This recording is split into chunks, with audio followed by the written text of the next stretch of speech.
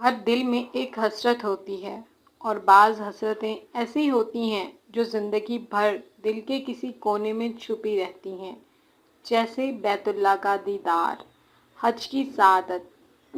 السلام علیکم ورحمۃ اللہ وبرکاتہ و مغفرہ۔ معزز دوستو، ایک ننھی سی بستی کے کچے گھر میں رہنے والی اماں بی بی فاطمہ، عمر 70 سال، زندگی بھر محنت مزدوری کر کے بچوں کو پالنے والی۔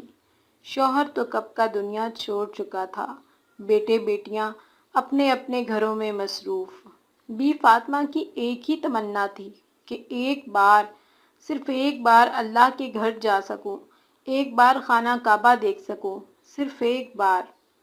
لیکن جسم کمزور، پیسے نہیں، سہارا بھی کوئی نہیں، اب یہ خواب صرف آنکھوں میں رہ گیا۔ رات کی تنہائی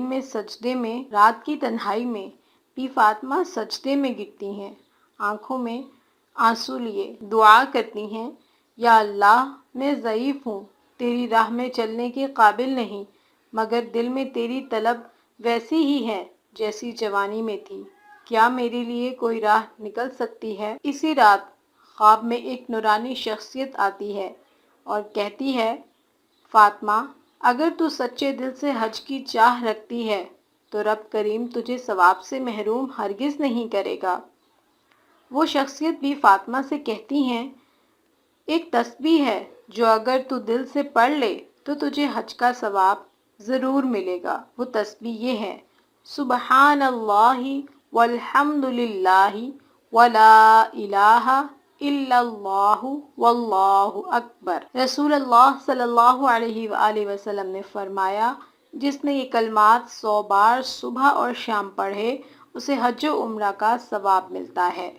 بحوالہ صحیح مسلم۔ بی فاطمہ ہر روز تہجد کے بعد دل سے یہ تسبیح پڑھتی ہیں، ہر لفظ کے ساتھ آنکھوں سے آنسو بہتے ہیں اور دل کہتا ہے، یا اللہ، تو جانتا ہے میں تیرے در پر حاضر نہیں ہو سکتی، مگر تو میری نیت کو قبول فرما۔ یہ صرف ایک بی فاطمہ ہی کی کہانی نہیں ہے، یہ ہر اس ماں، بہن، بزرگ خاتون اور مرد کی کہانی ہے جو حج کی خواہش تو دل میں رکھتے ہیں مگر حالات اور صحت اجازت نہیں دیتے۔ اگر آپ خود نہیں جا سکتے تو مایوس نہ ہوں، اللہ نیت خلوص اور ذکر الہی کو بھی قبول فرماتا ہے۔ یہ تسبیح دل سے پڑھیں اور حج کا ثواب پائیں۔ دوستو، اللہ کی رحمت بہت وسیع ہے، وہ صرف قدموں کو نہیں دلوں کو بھی دیکھتا ہے۔ جس کی نیت سچی ہو اس کا رب کبھی بھی محروم نہیں کرتا۔ اللہ پاک سب مسلمانوں کو حج بیت اللہ کی سعادت عطا فرمائے۔ آمین ثم آمین۔ جزاک اللہ خیرا۔